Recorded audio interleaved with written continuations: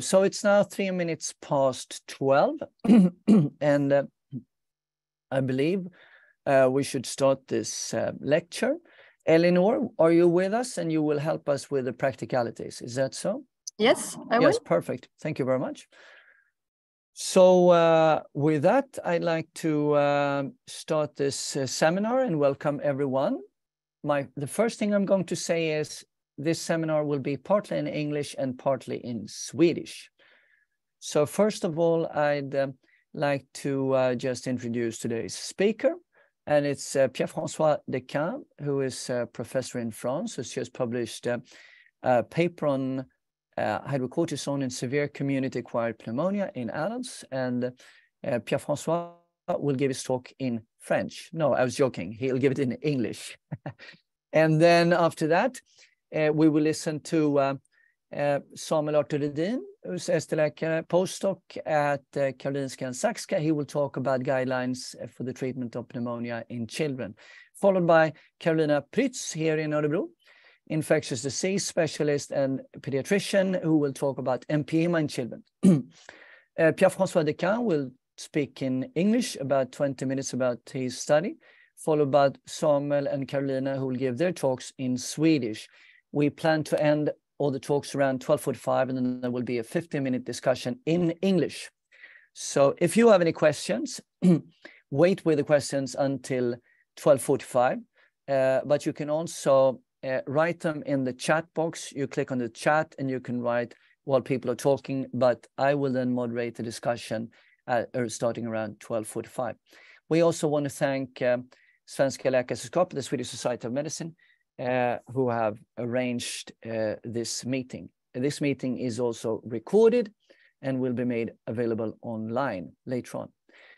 So with that, I would like to welcome you, Pierre-Francois. It's a pleasure to have you with us. I know there are so many people in Sweden interested in your recent paper. So please share your screen, and you're welcome to start. Well, thank you very much for this nice word. I hope you can see my screen. Yeah? We see it. Looks great. Okay. So thank you for the organizer of this webinar for the invitation and for allowing me to discuss with you the results of the Cape Cod trial. My links of interest, not directly related to the study of corticosteroid in CAP. So just a few slides to describe the mortality of CAP. This is a nice German study, and mortality for patients not admitted to the ICU is near 13% in patients without comorbidity, but there is a very different reporting to comorbidities. And just to add, Pierre-Francois, CAP is community-acquired pneumonia, so that is pneumonia. Oh yes, sorry. Just so that everyone is with us. Good. I will quickly go through these slides because I think I have a little more too little slide. But in ICU, mortality is in this randomized control trial was 18%. But in epidemiological study in non-selected patients could be as high as 27% in this study that was conducted in the Kentucky, involving a quarter of patients treated with mechanical ventilation. And when we looked only on patients treated with mechanical ventilation, mortality could be as high as 30%. So a big problem and a need to find other treatment, because this high mortality is constant during the time, despite mechanical ventilators, despite antibiotic therapy, and so on. Corticosteroids, friends or foe, historically, one reason for my interest in this question was what I call the case of Pseudomonas gyrovesi, because in Pneumocystis pneumonia, we know that, excluding HIV, but in non-HIV patients, steroids are the main risk of pneumocystis pneumonia. And on the other side, we know since older study on the beginning of the 90s that steroids are useful in the treatment of severe pneumocystis pneumonia, and they decrease respiratory failure and they decrease death. So the same drug can be a risk factor for a disease, for an infectious disease, and can help to the treatment of this disease. Pharmacology is a little more complicated than we sometimes believe. To focus on community-acquired pneumonia, there are relatively few trials that are available, 18 trials at this time, including the last one. And those trials are not homogeneous. They use different types of corticosteroids. The severity of patient is not standardized.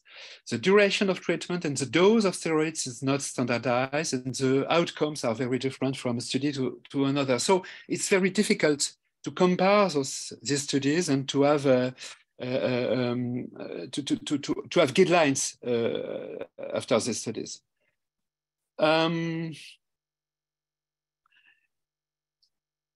Moreover, there are few low risk of bias trial.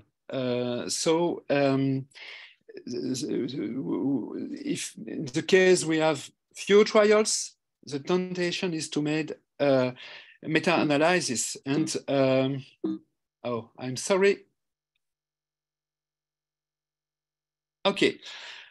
There are a lot of meta-analyses that were published on this topic. They are not all represented on this slide, and there are probably more meta-analyses than trials. Some paradox.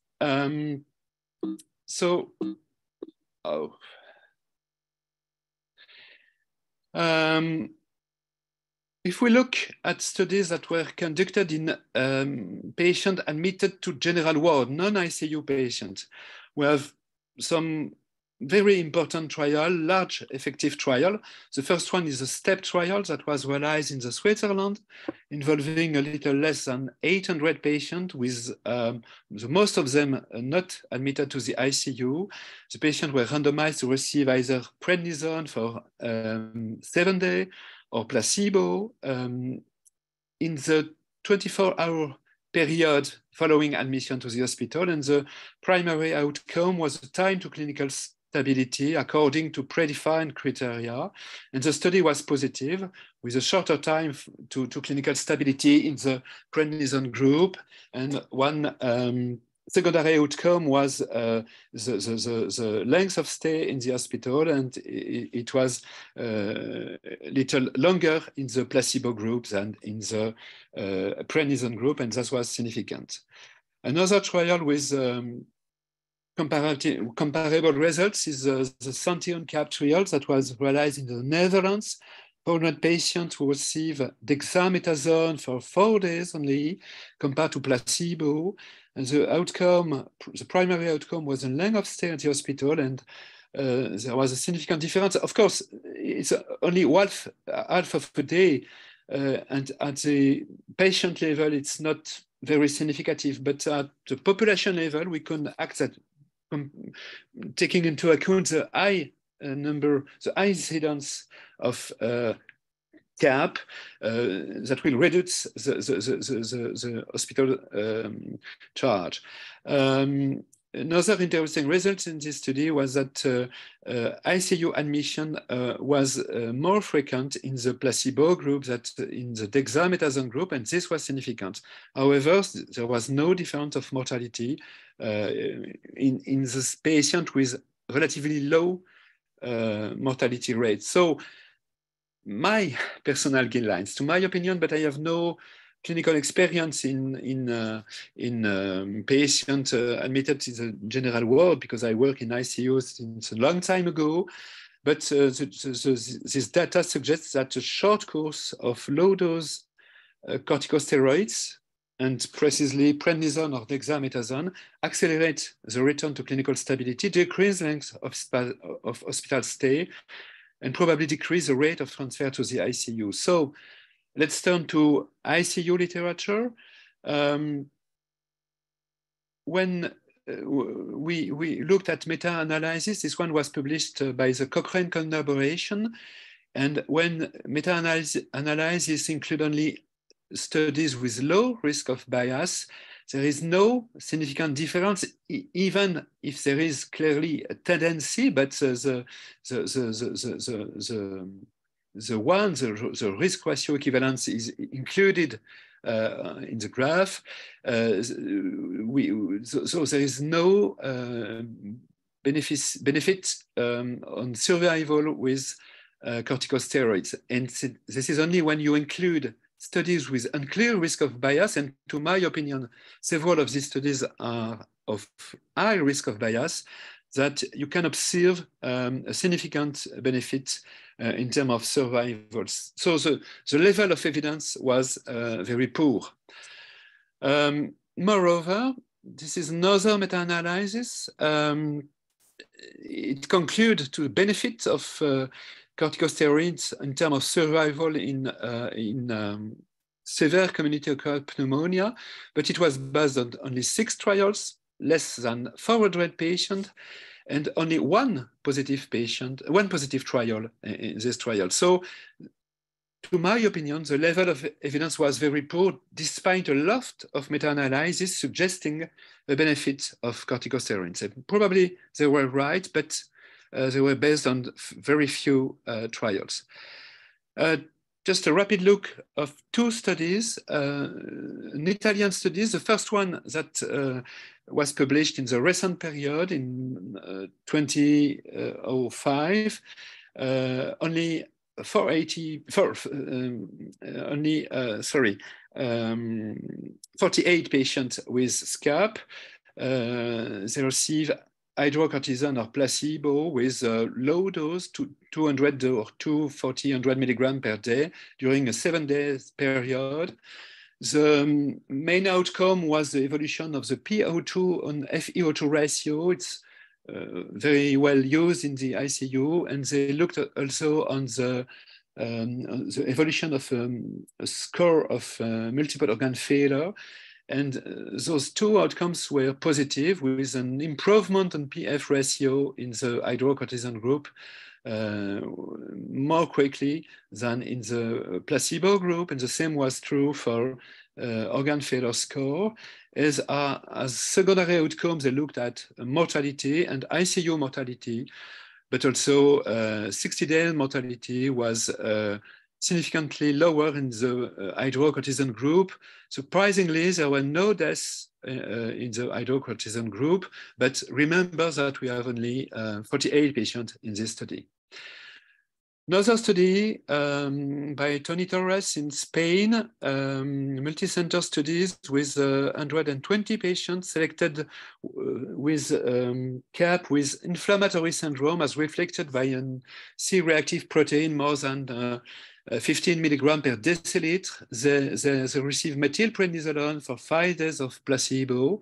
And the main criteria was a composite endpoint of therapeutic failure, assessed as early therapeutic failure during the 3 first days of hospitalization, or late therapeutic failure from the 3rd to the 5th day of hospitalization. And this study was positive also, but there was less therapeutic failure in the methylprednisolone group. But when we look attentively at this study, the sole criterion that was different between 2 groups was a chest X-ray progression. And this is very difficult to appreciate with the chest X-ray taken at the bedside in the ICU. So there was a signal, but it was difficult to conclude definitively. And more recently, Umberto Meduri published in the Intensive Care Medicine the result of the ESCAPE trial that was conducted in the USA, large multi-center trials that compared methylprednisolone to placebo in patients admitted to the ICU. The study was stopped for low recruitment, but there was definitively no difference in terms of mortality at day 60. That was the main outcome, with mortality of 16% in the methylprednisolone group and 18% in the placebo group, and difference that was not significant. And meta-analysis published in Chest a few weeks ago, including the ESCAPE study, concludes once again there was no benefit in terms of survival. So let's go to the Cape Cod study. I hope it will be a game changer in this field, but you will say me. We included the severe CAP admitted to the ICU in a very classical design, two parallel arms, one receiving hydrocortisone, the other one placebo. Two particularities. The first one, we standardized the severity criterion for inclusion. We defined 4 possible severity criterion: to be mechanically ventilated, to receive oxygen therapy with high flow nasal cannula, with an FiO2 on more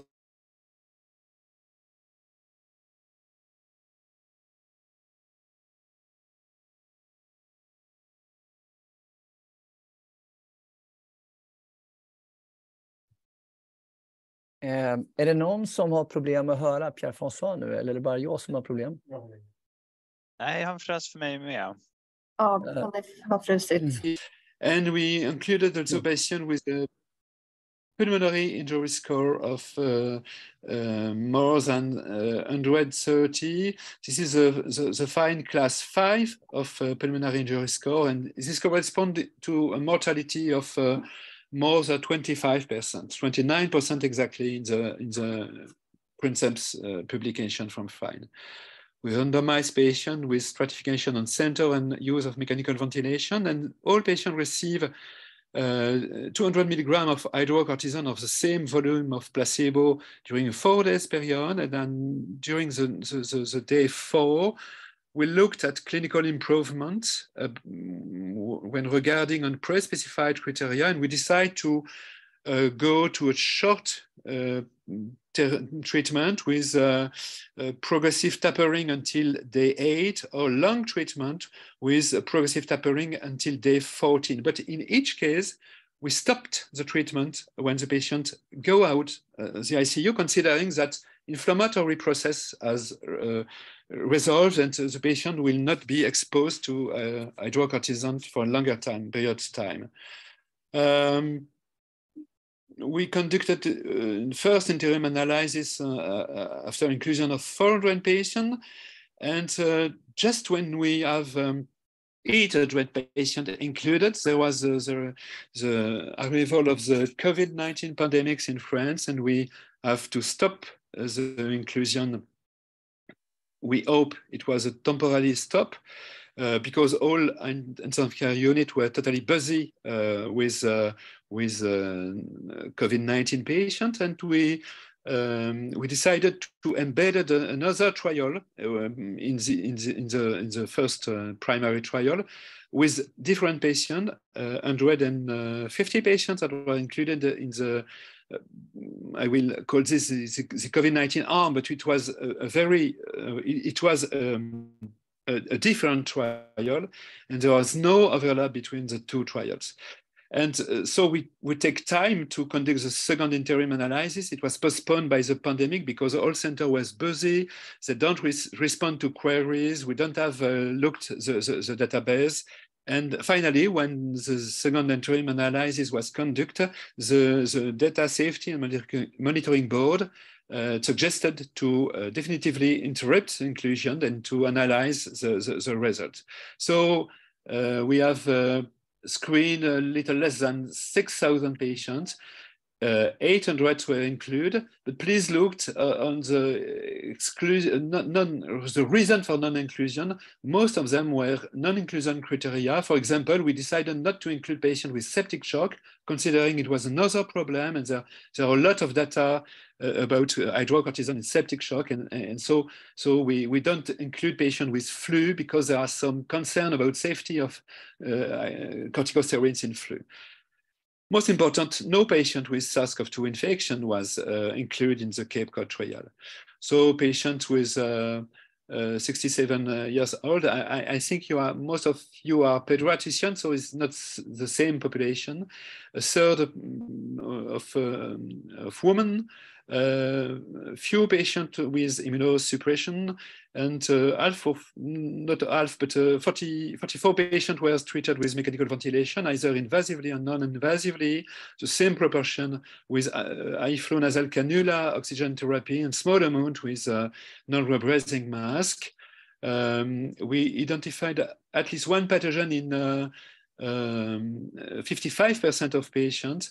Most of pneumonia were bacterial pneumonia, and you know that in the recent literature is largely focused of the importance of viral pneumonia, but we don't investigate patients with standardized assessment of viral pneumonia, except the flu. So there are probably in the 45 patients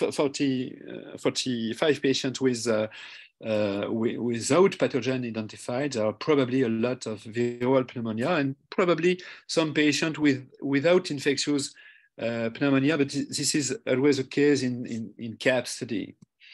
So probably you have read the results. Our main criteria was the mortality on day 28, and it was of 66.2% in the hydrocortisone group and 11.9% in the placebo group, and this difference was highly significant. We also observe a difference in mortality at day 90. The p-value are into brackets because we didn't adjust for multiple comparisons, so they are not published in the New England Journal of Medicine, and I have added into the slide, but please consider that those are secondary outcomes. When you looked also at the probability of being discharged alive from the ICU, the two curves have quite different, and there are higher probability to be discharged alive with hydrocortisone. This subgroup analysis of D28 mortality is perhaps confusing because when you look graphically on the forest plot, we can conclude, okay, the difference is in benefit for non-ventilated patients, for patients without germ pathogen isolated, for the oldest patient, for women and not for men, etc. But in reality, please note that none of the p-value for interaction is significative. So we are underpowered to conclude in these subgroups. Those are only hypothesis and the only significant result in the difference, global difference in terms of mortality. When we looked on patients not mechanically ventilated at baseline on the left side of the slide, patients not invasively ventilated at baseline, so including patients under non-invasive ventilation at baseline, the number of patients requiring secondary intubation is quite different in two groups, and we have less patients that will be intubated in the hydrocortisone group than in the placebo group, and these differences are significant in both conditions.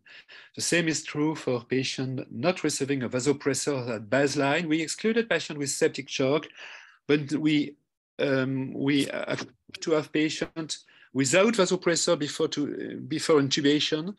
We were secondarily intubated, placed under mechanical ventilation with high level of positive expiratory pressure, receiving sometimes high dose of sedative agents who developed hypotension. They were considered by the clinician of not to be in septic shock according to pre-specified criteria, and they could be included. I agree there is probably an overlap, and some of these patients have sepsis and septic shock. Okay, I will ask you to conclude. No problem, I will conclude rapidly.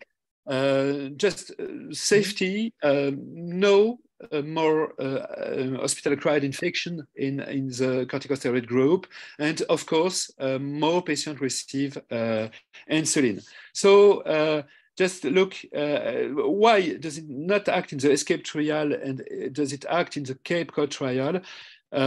Probably this is not the same steroid. We use hydrocortisone, not methylprednisolone. The patient were treated early in their stay. The treatment course was shorter because the median time was 5 days of hydrocortisone, because patients will leave the ICU, the treatment was interrupted. And moreover, we are a third of women. The escape trial was realized in the Veterans Hospital, and the very few women, and perhaps the reaction of women to steroids is different. And finally, probably there is some heterogeneity in the treatment effect, depending from individual factors that are not taken into account in the randomization process. I'm sorry to have been a little too long. Thank you very much. But I think that we have to consider really hydrocortisone, intravenous hydrocortisone for patients admitted to the ICU with severe scabs. Thank you very much. Thank you very, very much, Professor Dequin. It was a very interesting talk, and I'm sure I already have a couple of questions myself. I will save that for the discussion. And now, if you excuse us, the next two talks will be in Swedish, but we will be back with the discussion in English around 1:45. So with that, I'd like to introduce Samuel Arthur Rhedin, who is future pediatrician and postdoc at Saxka and Karolinska. And you're going to review the antibiotics treatment of pneumonia in children guidelines. Please welcome Samuel.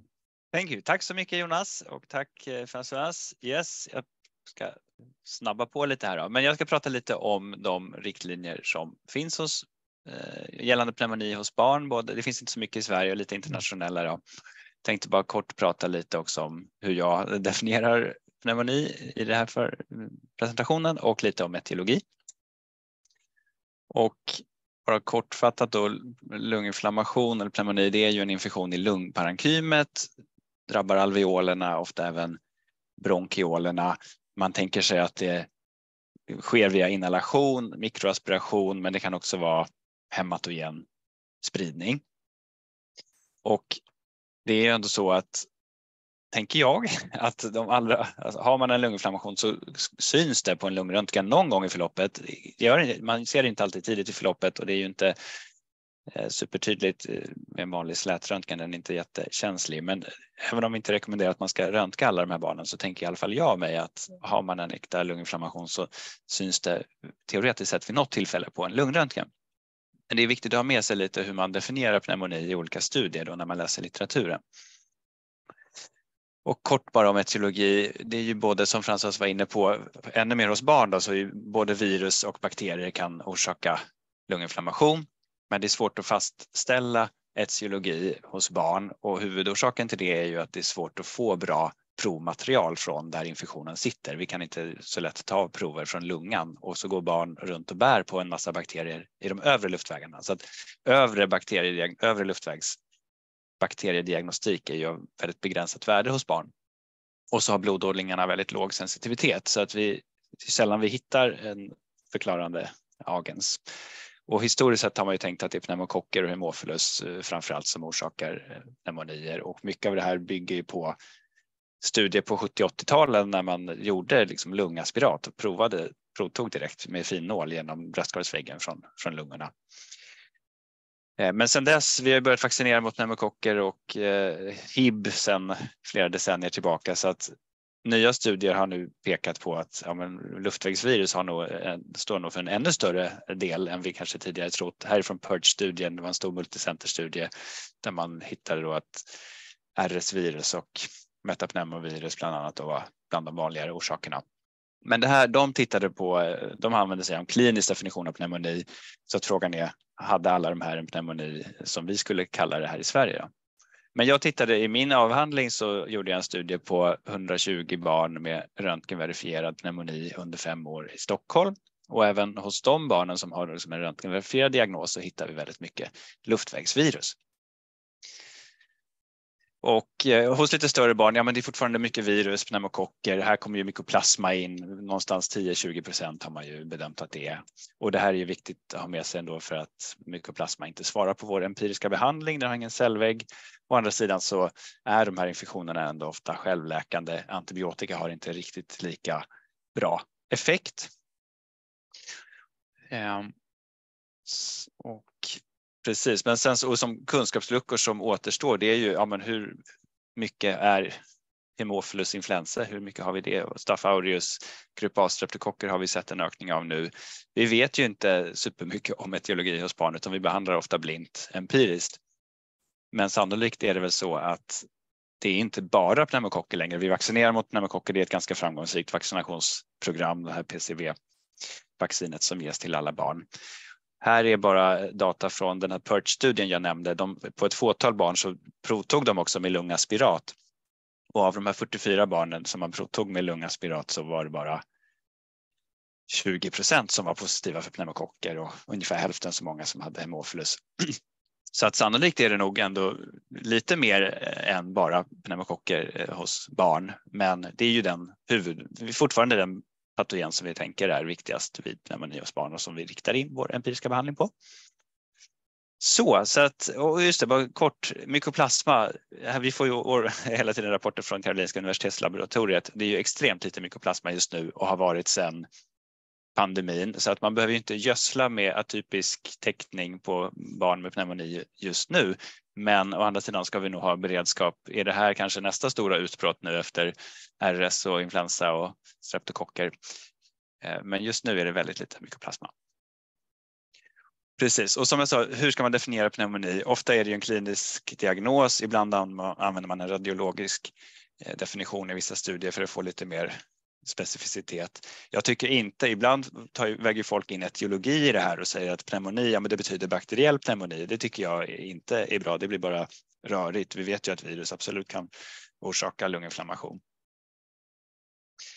Och sen så finns de här WHO-kriterierna som används i många studier då, när man definierar pneumoni kliniskt som förekomst av hosta plus takypné eller indragningar. Men det är ju oanvändbart i höginkomstländer. Vi tittade på det här på vårt sjukhus och av då 327 barn som hade klinisk pneumoni så var det bara 15% som faktiskt fick en pneumonidiagnos av våra doktorer och det var bara 8% som hade en röntgenverifierad pneumoni. Så det är ju ett väldigt dåligt ospecifikt grepp i höginkomstländer. Men lever kvar. Men lite om riktlinjer då. Först öppenvård. Där har vi ju i Sverige riktlinjer från Strama och det finns också en artikel på internetmedicin som baserar på Läkemedelsverkets skrivelser. Där man rekommenderar penicillin V i första hand och amoxicillin kanske framförallt till de mindre barnen. Och vid misstanke om mykoplasma så tycker man att man ska ge en makrolid, men det står ändå ganska tydligt att det är i första hand vid behandlingsvikt att man ändå tycker att man ska börja med penicillinpreparat även om det är misstanke. Men har man behandlingsvikt så kan man testa och byta. Och det är lite liknande i Danmark medan i princip resten av världen ger ju amoxicillin som förstahandspreparat i öppenvård. Och men amerikanska guidelines, de tycker att man ska ge en makrolid vid misstanke om mykoplasma men skriver ändå att det är framförallt från skolålder. Det är inte så att man behöver ge det så till lite mindre barn då. Och i danska riktlinjerna som jag såg, där står det ändå just barn med kronisk sjukdom, CP eller neuromuskulära sjukdomar, att man ska tänka på att täcka för Staph aureus. Ja, så där rekommenderade de amoxicillin, klavidansyra. Och det vet jag att ni gör i Göteborg också. Jag såg det Kristina här i deltagarlistan. Och det är väl klokt. Och hur gör vi då? Jag hade en läkarstudent som tittade lite på förskrivningar utifrån läkemedelsregistret. Barn under 5 år som hade pneumonidiagnos vad vi förskriver för antibiotika. Och Stockholm sticker ju ut här som amoxicillin förespråkarna. Jag ser Jonas region här också, Örebro. Ni är näst sämst på att skriva ut kåvepenin här. Så att, och sen så i Norrland så är de ju mycket bättre på att ge PCV. Men det skiljer sig. Hon tittade också på lokala riktlinjer. Det är ju jätteolika, spretigt liksom vad gäller doser som rekommenderas och om man ska ge amoxicillin eller PCV till de här minsta barnen. Och vi vet inte riktigt hur vi ska göra. Vi gör olika och jag tycker det finns ett behov av nationella riktlinjer och det är något vi jobbar på inom Svensk barninfektionsförening där jag sitter med i styrelsen. Och vad gäller slutenvård så finns det en del studier som har tittat dels jämfört amoxicillin med IV-behandling där man sett att det är liknande utfall. Det var också en retrospektiv studie som gjordes i USA där man jämförde smalspektrum IV, det vill säga ampicillin eller bensyl-PC med cefalosporinbehandling och rapporterade att det var liknande utfall, och de försökte ju justera då för confounding by indication med lite olika statistiska analyser, och det är alltid en svaghet. Men många, det är ju inte, alltså cefotaxin, det ska man ju ge om man har en sepsisbild, men vi är nog alldeles för frikostiga med det på mitt sjukhus i alla fall. Det är många som kan få bensyl-PC till en början. Och vad gäller då riktlinjer i slutenvård, ja men i Sverige vi har ju inga officiella riktlinjer för pneumonibehandling av slutenvård. Det här har jag skrivit kursiverat i grått lite från internetmedicin som ju baseras på Läkemedelsverket, som en skrivelse som är ganska gammal nu då. Men där nämner man ju, pratar lite om amoxicillin, man skriver också om bensyl-PC. Här tycker man att man ska lägga till makrolid vid mykoplasmabehandling, och vid sepsisbild så står det faktiskt på internetmedicin står det bensylpenicillin eller cefotaxin, men det tycker jag det är ju fel. Alltså har man sepsis så är ju bensylpenicillin för smalt. Och vid misstanke om staph aureus står det här att, eller på internetmedicin då, makrolid eller flucloxacillin plus amoxicillin. Det vet jag inte hur många som ger just den kombinationen, men det är väl lite igen tänka på staph aureus vid liksom neuromuskulär sjukdom.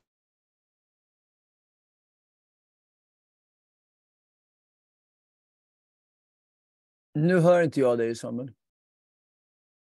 Förlåt, så. Hör du mig nu? Ja, jag råkade trycka. Ja, i Storbritannien ger man amoxicillin IV en hel del. Och även står att man kan ge det även vid svår sjukdom då. Och det är lite samma i Finland, Danmark.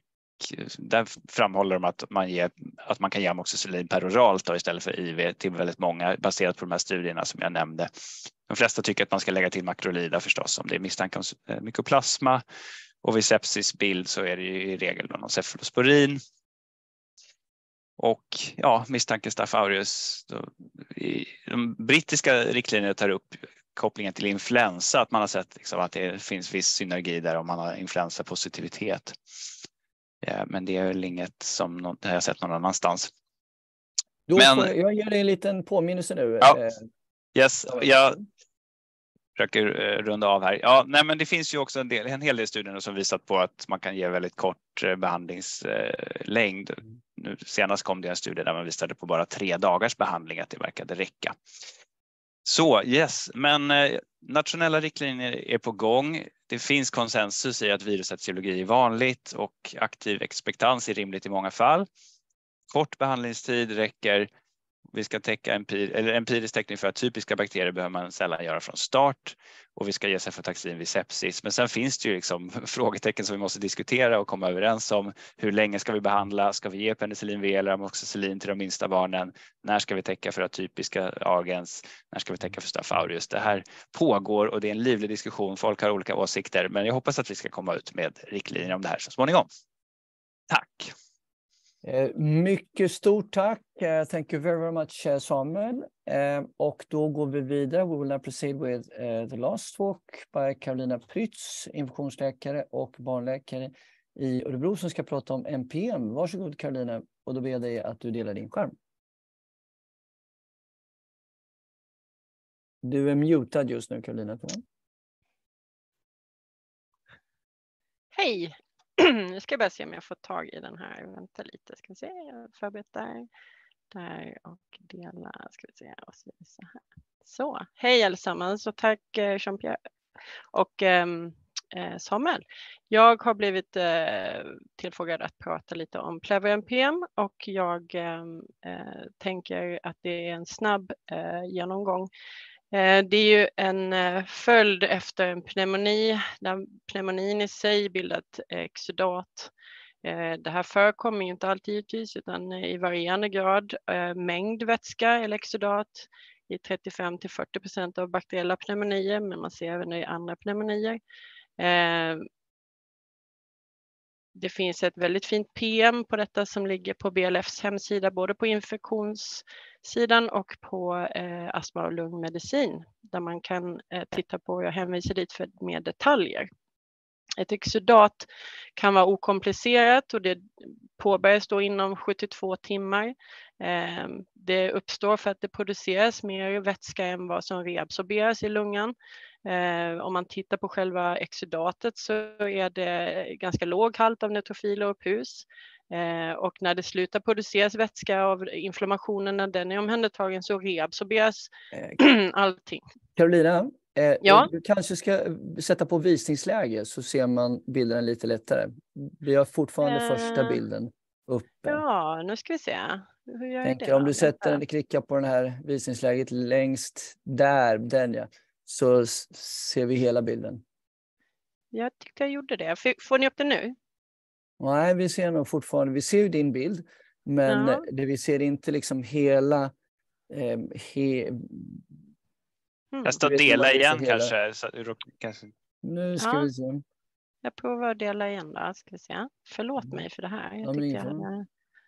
Om jag provar på den här då och så gör jag dela där då. Sen så väljer jag så här och så där då. Ser ni nu? Nu ser vi det och nu ser vi så här hela bilden. Bra. Jag ber så mycket om ursäkt för det. Det det okomplicerade då fortsätter vi med. Och det reabsorberas när produktionen sjunker, det vill säga när inflammationen har gått neråt. Det behöver oftast inte dräneras utan bara om det är en stor mängd. Ett okomplicerat exudat kan då utvecklas mer som ett komplicerat exudat och det brukar uppstå mellan dag 3 och 7. Man ser då en lite högre halt av neutrofiler än vid det okomplicerade. Om man provtar där efter dränering så ser man att det är lite lägre pH med acidos och ett ökat laktat. Det är ett lågt glukos som vid bakteriell påverkan. Man ser också fibrinutfällningar som klär då de här pleurabladen som gör att det blir som en mekaniskt hinder för reabsorption av exudatet. Och de här fibrinutfällningarna skapar också adherenser på pleurabladen som gör att det blir lobuleringar och septeringar som gör att vätskan då inte kan enkelt tömmas med ett dränage.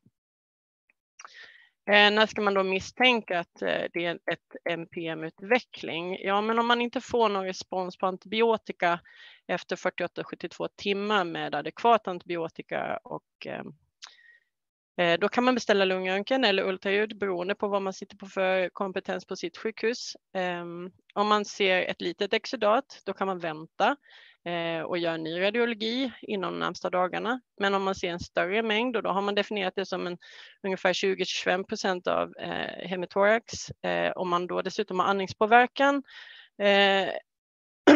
och man ser på bilderna på radiologin att det är septeringar eller mediastinal överskjutning, då är det dags att avancera lite mer. Och det är väl där vi vill att man ska vara lite mer aggressiv i tanken, att våga tänka tanken att det här kan vara ett Empyem som är under utveckling. Då är det dags för dränering. Vanligtvis börjar man med pigtail och för att avlasta vätskan givetvis. Och sen att man vid behov vid septeringar och insätta fibrinolys och eventuellt vidare åtgärd om det behövs om man inte lyckas med fibrinolysen. Vilka ska man misstänka kan utveckla det? Men det är ganska vanligt hos de mindre barnen. Vanligast är mellan 3 och 7 år. Ofta har de genomgått en viros, en luftvägsinfektion, till exempel influensa. Och oftast rör det sig om pneumokocker av serietyp 1, 3 och 19A. Har man sett. Jag återkommer lite till det. Man kan också titta på den här feberkurvan som är längst ner på bilden. Den är lite hackande, svårtandad. Den liksom inte ger sig efter flera dagar trots adekvat behandling. På det här PM:et så pratar man också om när exudat blir Empyem. Empyemet blir då allt mer högre halt av neutrofiler och pus. Man hittar bakterier om man odlar på den här vätskan. Allt mer acidotisk och sjunkande glukos. Den ser liksom lite flockig ut och även fibrinoblaster ökar och det gör den lite grumlig.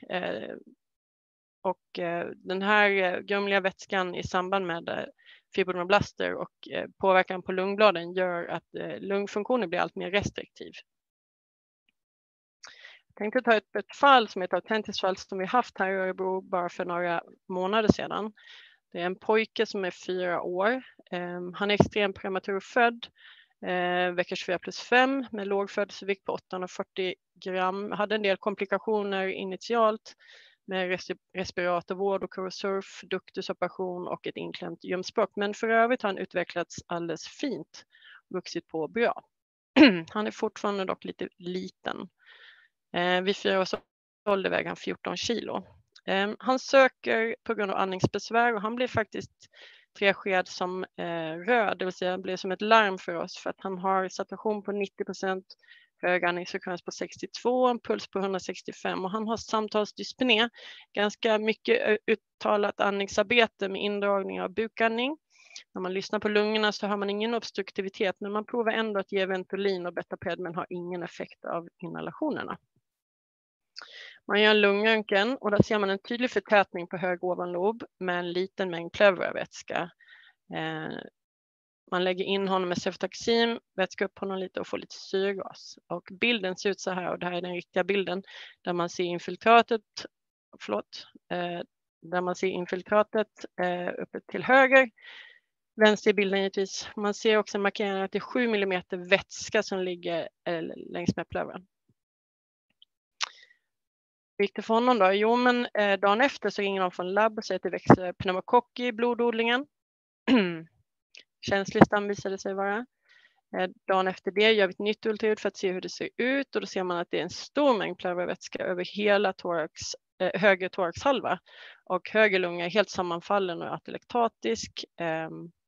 Han får då ett pigtaildrän och det är inte helt lätt att lägga ett pigtaildrän på en 4-åring som väger 14 kilo.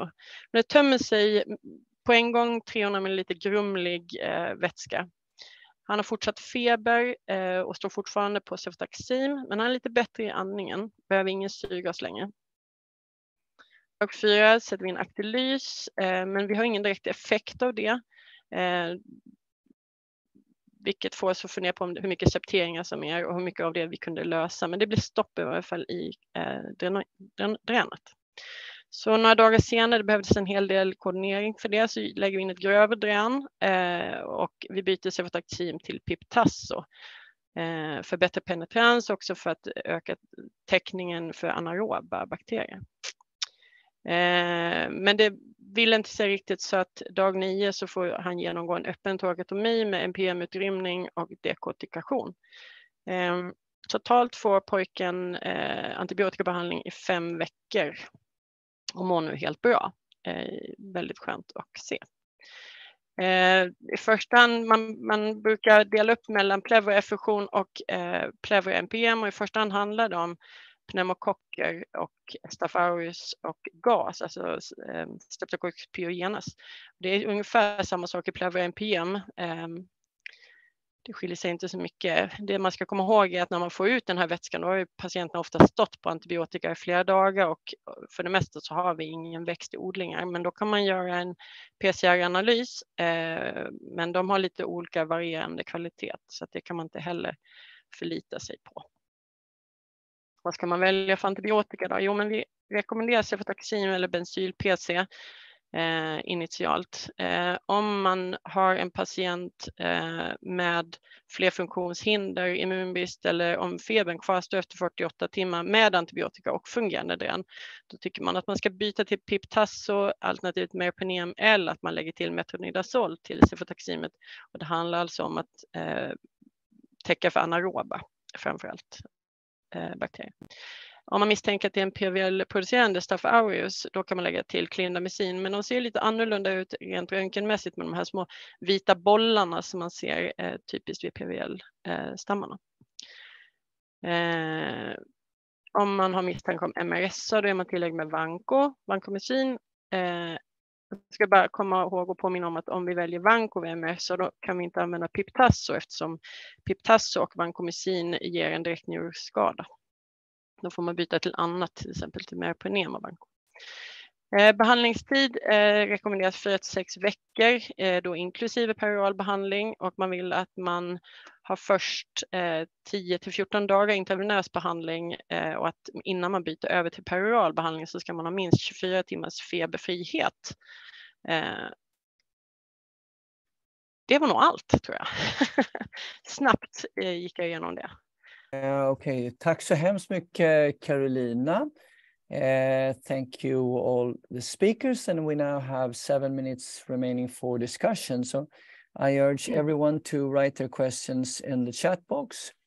And while you're writing your questions in the chat box, which I will ask to Samuel, Karolina, and Pierre-Francois, I have a question to you, Pierre-Francois, to begin with. And that is, why do you think there was such a difference in response, depending on what steroid you administered? You touched upon that. And you used hydrocortisone, and other trials had used other forms of steroids. Well, we used hydrocortisone because there is a largely used steroids in ICUs due to the literature about septic shock. And while Confedonieri studies used also hydrocortisone, so it was the sole studies that show an improvement in survival, even if it was a secondary outcome. So we decided to use hydrocortisone. Why are there some discrepancies with other trials? I think there are several factors. The hydrocortisone, perhaps, because not all corticosteroids are equivalent. The balance between mineralocorticoid and glucocorticoid properties, the balance between anti-inflammatories and immunomodulative properties, and the regulation of the pituitary adrenal axis are not the same between different categories. Second point, there was short time between admission to the ICU and administration of hydrocortisone in our study. And I think if we believe to steroids, we have to use it quickly. Third point, we use short period of treatment with steroids. Perhaps it's a key. It's a difficult question. There was a meta-analysis on steroids in ARDS patients. Most of them are community-acquired pneumonia, including also patients with COVID-19 pneumonia. And one of the conclusions that you had to use more than 7 days of steroid to have an effect. So it's difficult to decide to come. Actually, the next question posed by Samuel Arthur Rhedin to you was exactly my second question on my list. And that is what I think everyone here is interested in. Would you treat pneumonia in children in the ICU with steroids? So in France, most ICU for children are specialized. So I don't have children in my ICU. I have no experience. And to my knowledge, I don't know literature about steroids in CAP in children, but I'm not sure there are some data. So it's very, very difficult. Oh, just a point. Probably the pathophysiology is the same, largely the same. So I think that immunomodulatory properties of steroids are the same in children and in adults. So, but there is no data supporting this. Only logical consideration. No, I mean, the problem in pediatrics is very often that we rely on data from adults because there are no data in children.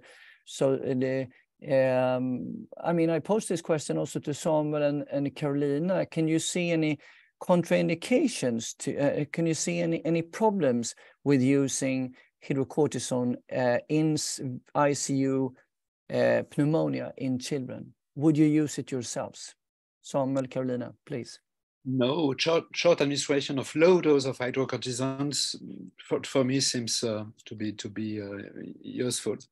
Samuel, what is your opinion? Yeah, no, I mean, I think if you have a teenager or almost an adult with severe pneumonia at the ICU, I mean, I guess it's fine to try steroids. Maybe I don't know if they even sometimes do that already, but I see a risk if we start to give steroids like more liberally to a broader group of children. I mean, we have we know how we did with RS. We have been very liberal with steroids for a long time, and now the literature suggests it's not really good for them. So I see a risk of overtreatment. Maybe not like that it's acute, lots of side effects of steroids if you give it to certain. So you would be hesitant, someone even with a 5-day steroid course in someone with pneumonia in the ICU?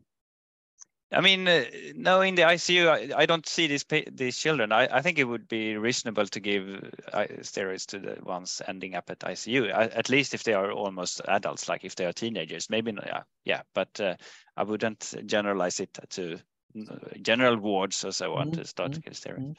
No, Karolina, what are your thoughts on this? You may be muted, Karolina. Are you muted?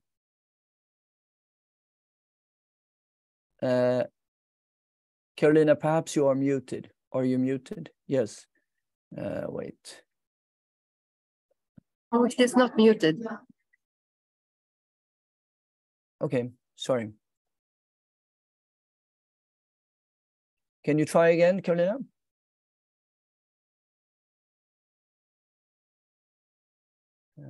Okay, so maybe I was the only one not hearing then. I can't hear her either. Okay. You hear me now? Yeah, now we hear you. Yeah. So Thank what you. is your opinion? Well, I agree with Samuel, but we do give children at the ICU, at BIVA, for example, treatment with cortisone, and it's sometimes a rescue doses. I agree that we should be, how should I say, not overusing. I think it's a risk to do that. At the same time, we give patients with asthma those 5-day doses sometimes, and at that point, we're not that scared. I would like some more studies, of course, before I say in a national seminar like this that we should go all in and give everyone with pneumonia cortisone, but it's a thought that has crossed my mind several times. Would you rather consider inhalation corticosteroids? Do you think that would be, another option in pneumonia? Severe pneumonia, very severe pneumonia. I think it's too little dose that actually can inhibit the inflammatory reaction. I think we need to go in oral treatment. What do you think, Professor Pierre-Francois? Would you consider inhalation steroids in severe pneumonia? We will begin a trial, I hope, at the end of this year, comparing inhalation of both beta-2 agonist and steroids versus placebo in patients not intubated in acute respiratory failure, most of them with probably community-acquired pneumonia, but not only. There are some small rationale in clinical study, but a lot of pathophysiologic studies that suggest that beta-2 agonists can improve the function of the lung in such cases. But right now, with the results of the Cape Cod study, we will also administer steroids, hydrocortisone for patients with CAP. Okay, so to this day, we do not have the data to be sure that steroids could be used by inhalation. Now, I think we will have to close the session. It's 1 o'clock. I think most of us in the audience would be extremely happy to see a trial on this administered by perhaps the Swedish Society of Pediatric Infectious Disease. So that's a message from the audience, I think. And with that, thank you very, very much to Samuel Arthur Rhedin, Karolina Prytz, and of course, perhaps most of all, Pierre-Francois Dequin, for taking your time and sharing your thoughts on pneumonia, Empyem in children. I also want to thank the Swedish Society of Medicine for organizing this, and I wish you all a great day. Thank you very much. Thank you. Yeah, thank you. Bye-bye. Bye-bye.